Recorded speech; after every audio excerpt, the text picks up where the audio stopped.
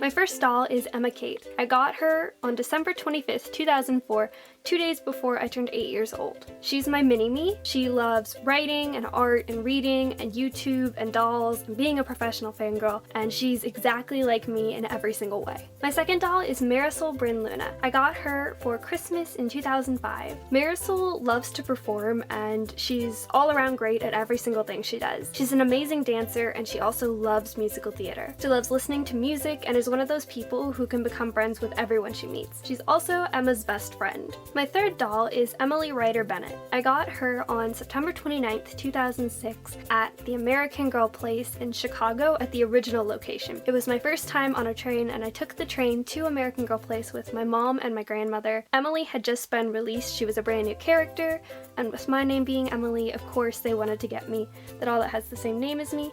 So we went up there and I picked her out at American Girl Place, and it was the most amazing day ever. The following day, actually, my dad had planned to surprise me by taking me back to Chicago, back to the American Girl Place, and they were doing a Emily birthday brunch that day, and they were having Valerie Tripp come. I got to meet Valerie Tripp 3 different times that day and talked to her, and she signed my Emily book, and it was so cool meeting the author of so many American Girl books, and it was just an amazing day. So Emily was born in England, but when she was in 4th grade she moved to America, and since then she's pretty much lost her accent entirely. She's very difficult to connect with and is very closed off. She's an introvert and she takes things very seriously. She's a hard worker and she's very quiet. Although it is difficult to bond with her though, she is a very caring and motherly soul. She's an amazing poet and writes a lot of poetry, but she keeps it a secret and doesn't let others read her work. In her writing, she developed a character called Ryder. Ryder is adventurous and outgoing and confident. She wears a leather jacket and doesn't care what people think. She breaks rules and lives life exactly how she wants. It's everything that Emily dreams of being, but might never be. My fourth doll is Hannah Mollie McIntire-Luna. Hannah is very loud and outspoken. She's a little bit sporty and tomboy-like, and is pretty talented in sports, especially swim team. She has really thick, poofy hair that's pretty representative of her untamed personality. She also doesn't really know or care about the future. Her motto is just live in the moment. Of all the girls, she's likely one of the most carefree spirits. She chose to be a part of this awkward group of unpopular girls and tries really hard to make them more outgoing and is often the most upbeat of the group. Her mother also married Marisol's father, and so they are stepsisters and they're very, very close. My fifth doll is Josefina Maria Montoya. Josefina is a pretty quiet, hardworking girl. She's really good at crafts and likes weaving and knitting. She also used to be much more open before her mother passed away, but ever since then she's been much more withdrawn. Her mother always liked her hair long, so she hasn't cut it since her mother died. She's Marisol's cousin, and Hannah works so hard to be her best friend, and she kind of finds it funny and she tolerates Hannah. My sixth doll is Margaret Mildred Kittredge, also known as Kit. Kit is definitely a tomboy. She's very competitive and pretty sporty. She likes playing softball and is a huge baseball fan. However, she can also be known to be a little bit stuck up and a bit of a sore loser sometimes. My next doll is Nellie Abigail O'Malley. I got her on Christmas in 2008 as a gift from my grandparents. Nellie and Kit are cousins, and she grew up next door to Kit. When Nellie's parents died in a car accident, Kit's family took her in and formally adopted her. Kit and Nellie are inseparable most of the time, as they're extremely close best friends. Nellie has a great sense of humor and isn't afraid to be herself around Kit, but when she's not around Kit, she tends to get a little bit quiet and unsure of herself. She loves to read and is really, really fascinated by animals. My eighth doll is Kirsten Larson. I got her for my birthday in 2009, which is the year that she retired. Kirsten is my absolute favorite American Girl character and the first doll that I ever wanted. When they announced her retirement, I knew that I absolutely had to get her. My Kirsten is exactly like her character from the books. She's 100% historical, and I use her for display only, mostly because I didn't want to mess up her hair. My ninth doll was Gemma Jasmine. I got her in March 2011 on a trip to American Girl Place with my mom. She was the first doll that I ever saved up and bought with my own money. I fell in love with number 4 when I was a little girl. Gemma is definitely very fashionable. She cares a lot about fashion and makeup and all the latest trends, and she also enjoys mixing and matching different pieces to create her own unique looks. She can be a little bit of a snob at times, but her heart is always in the right place. My next doll is Ruby Olivia Bridges, and as you can see, she's definitely not an actual American Girl doll. I was garage sailing, and in a bin with a whole bunch of stuffed animals, I saw this doll. I pulled her out, and she was only a quarter. I always jokingly say that Ruby was the best quarter I ever spent. When I was in 6th grade, grade, I heard the story of Ruby Bridges and I was so inspired by her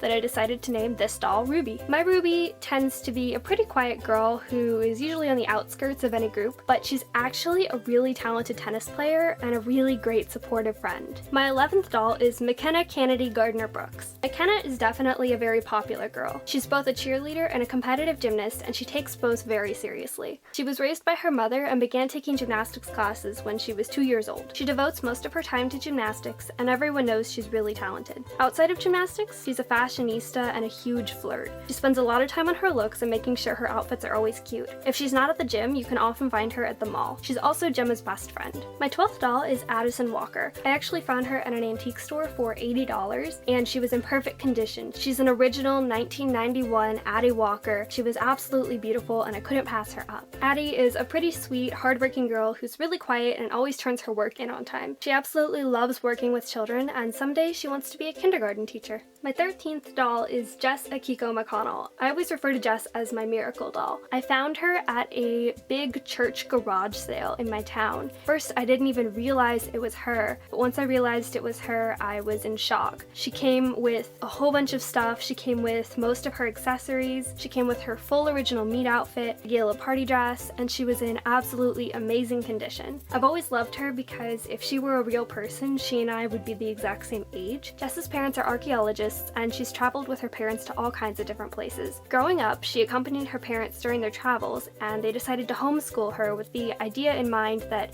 she would get a much more culturally enriching and hands-on education by traveling the world. Because of this, she loves the world and culture more than anything else, and she can't wait to someday be an archaeologist too. My 14th doll is Lindsey Bergman. Lindsey is absolutely crazy. She's constantly bouncing off the walls and always comes up with really out-of-the-box ideas. Sometimes her ideas are irrational, but sometimes they're actually really creative and well thought out. She leads with her heart instead of her head, which sometimes can get her in trouble, but you'll never find someone more genuine than she is. My 15th doll is Cicely Grace Baker. Cicely is a dancer, and she grew up at a boarding school that was intended to raise professional dancers. While she's definitely not the best, she's very talented and will go really far in her career if she can manage to stay focused. However, Cicely's pretty laid back and likes to test the rules. She's more concerned about having fun than how well she does. She has a very loving family, and music is a huge part of her life. She loves to sing, and she's incredible at it. My 16th doll is Natalie Annika Gardner-Brooks. Natalie is McKenna's fraternal twin. When the two were babies, their parents split up, and the mother gained custody of McKenna while the father gained custody of Nat. When she was old enough, her father sent her to that same intense boarding school for dancers that Cicely went to, and he hasn't made much effort to spend time with her during breaks, so they're not very close at all. When she was 5 years old, she met Cicely at the school, and they became best friends. Around age 15, Natalie realized she'd started developing feelings for Cicely, and she tried to hide them because she didn't want to ruin her only friendship. Cicely, however, knows her better than anyone and figured it out herself. They did start dating, and now they're actually engaged. Unlike Cicely, Natalie is actually a really serious ballerina and is constantly working hard to become the best that she can be. She's quite shy and insecure and has severe body image issues though. My 17th doll is Carter Merlin Copeland. Carter is typically the odd girl out. While she's beautiful and should get along in society easily, she's really awkward and doesn't really fit in. Though people do try to be her friend, they often fail miserably and give up on her. Her life revolves around filmography. She carries her camcorder around non-stop, always ready to capture a moment. She loves putting together short films, montage videos, and capturing beautiful moments in a really artistic way. My 18th doll is Wesley Nathaniel Copeland, and he goes by Wes for short. He is my first boy doll. So Wes is Jess's best friend. Before either Wes or Jess were even born, their two sets of parents were actually all best friends. They were all archaeologists and would all travel together to different sites. At the age of 7 though, Jess and Wes were separated. Wes's parents decided to send him to live with relatives in the United States and enroll him in public school in an attempt to let him live a normal life. Wes hated the structured life though, and he actually became really rebellious as a result. He'd throw fits and question everything, causing his relatives to ship him off to different relatives because they couldn't handle him anymore. When he was 15 years old, his parents gave up trying to find someone to raise him and eventually just let him come back and travel with them again. He became much happier and much more agreeable with the travel lifestyle and actually began making friends really easily and was really sociable. Jess and Wes are absolutely best friends, practically inseparable, and they always have been. But now that they're both older, their friendship has turned into a little bit of a flirt band, so we'll have to see where it it goes. He's also Carter's cousin. My next doll is Kaya. Kaya loves animals. Ever since she was a kid, she's always had like a knack for finding injured animals and nursing them back to health.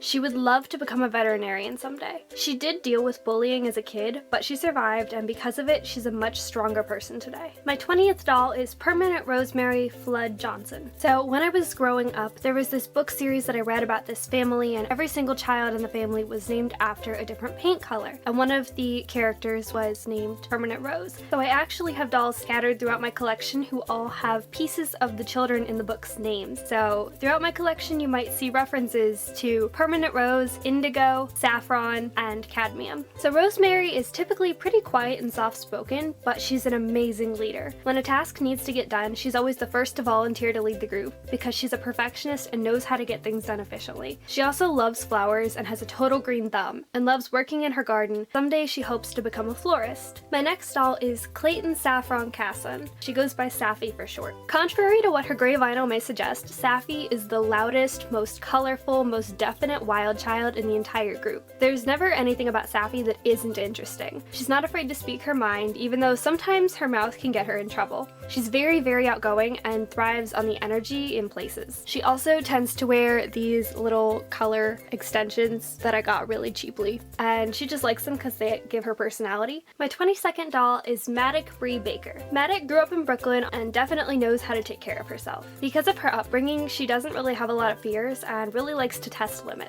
Her parents always took her to pride and protests and marches, so she was raised in a very open-minded, liberal environment. She was always encouraged to be herself and do whatever makes her happy, as well as to stand up for the people who don't have the ability to stand up for themselves. As a result, she doesn't like to put labels on herself or put herself in boxes. She's very passionate about equality and just lets life take her wherever it wants to. My 23rd doll is Juliet Clarity Applegate. Juliet is a girly girl who absolutely loves history and all things vintage. She spends a lot of time and money at antique shops. She watches old films, listens to old records, and just loves old Hollywood and everything vintage. My 24th doll is Lane Saoirse Holland. Lane is basically convinced that she's a Disney princess. She's very girly and fashion forward, but her favorite thing in the world is Disney. Her lifelong dream is to someday become a cast member at Disney World. My 25th doll is Minnie Regan Ling. Minnie's story is that she was adopted by an American family when she was a baby, and she grew up in sunny California. She loves to skateboard and hang out with the guys and is pretty much the polar opposite of her best friend Lane. Still, the two balance each other out perfectly and just have this like perfect polar opposite duo going on. My 26th doll is Mia Cherry St. Clair. Mia comes across as a little quiet at first, but once you start talking to her, she really opens up. She has a lot to say about the world and tries to make sure her opinions are well thought out and genuine, with evidence backing her reasoning. She cares a lot about her friends and isn't afraid to do something crazy with them once in a while. She's living life to its fullest and enjoying every single moment just as it is. My 27th doll is Heather Feather Chilton. Heather is a total go-getter. She's an extrovert and tries her best in every single thing she does. She's good at most everything too. She absolutely adores children and they seem to flock to her because they love her too. She's debating whether to become a social worker or a preschool teacher, but she knows that regardless, she wants to work with kids. My 28th doll is Rydian Alexander Chilton. Rydian is Heather's twin brother. He also happens to have his eye on Mia. He's a really nice guy and genuinely would do anything for the people he loves. My 29th doll is Winifred Perry. She goes by Winnie. Winnie's always had this magical air around her. Growing up, it seemed that nobody could ever leave her alone. There isn't a line that a boy hasn't used on her, and for years she was the target of ridicule from the girls in her grade because they were jealous of her. She seemed to kind of have this perfect life. She lived with her artist mother in a grand studio in New York, and her wealthy French father flew her out to Europe 2 or 3 times a year to spend the holidays with him. But Winnie's never cared about attention from other people. Being raised in New York, she knows her street smarts, and the grimy streets of the city make the perfect place for someone with her keen photographer's eye. She's been offered tons of modeling jobs, but this talented girl prefers to spend her time behind the lens. Photography is her everything. She'll do absolutely anything to get the perfect shot.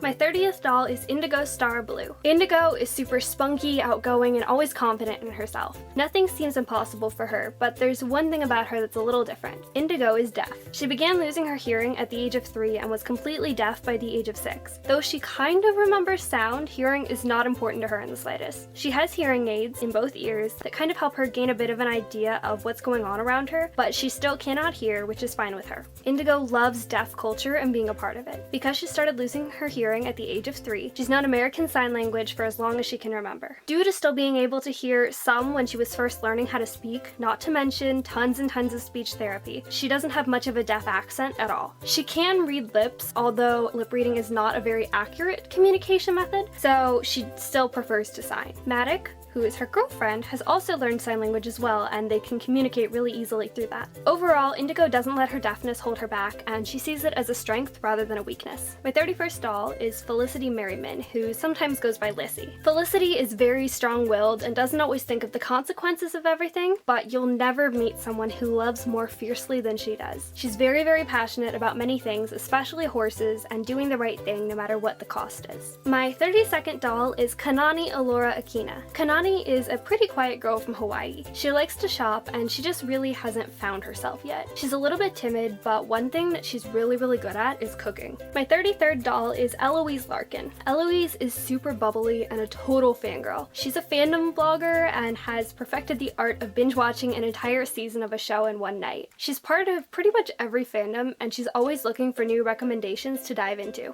My 34th doll is Cadmium Park Casson, and she goes by Caddy for short, and sometimes her friends call her Park. Caddy is usually a bit of a tomboy. She loves climbing trees, running around, and isn't afraid to get dirty. She's a huge vehicle enthusiast and loves spending time with her uncle at car shows and in his auto repair shop. She also likes to draw and paint sometimes in her spare time, and she's really good at it. My 35th doll is Nora Honey Gooden. Something interesting about Nora?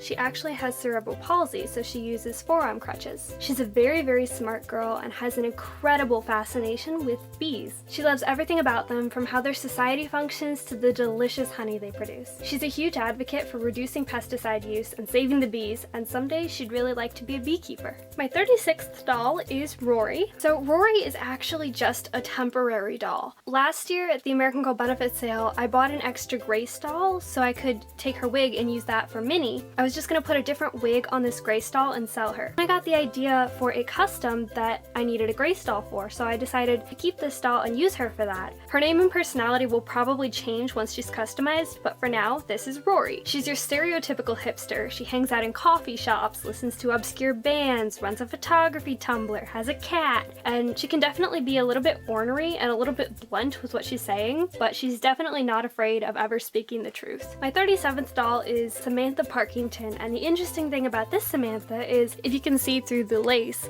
she has a white body. So this is my white body Samantha. For me, she's pretty much just a display doll, but I always dreamed of owning a white body Samantha, and I couldn't be happier to have this one. My 38th doll is Kaylee Hopkins. Kaylee is definitely my athletic girl. Her prime passion is surfing, but she also really loves basketball and soccer. She grew up in a neighborhood of all boys and never once gave them a chance to go easy on her. She's most comfortable hanging out with the guys, and the closest she'll ever come to doing her hair is throwing it up in a messy ponytail. My last doll is Elizabeth Cole. Elizabeth is definitely a princess. Not only is she absolutely beautiful, but she always puts a lot of effort into making sure she's looking presentable and coming across as refined. She's as sweet as can be, and the effort she puts into her image isn't with the intention of making herself look better. She just feels more organized and more confident when she's well put together. She does a lot of volunteer work for charity on the weekends, and she recognizes that she was born into a life of privilege. Because of that, she really wants to give back to the community. So I hope you enjoyed my All My Dolls video.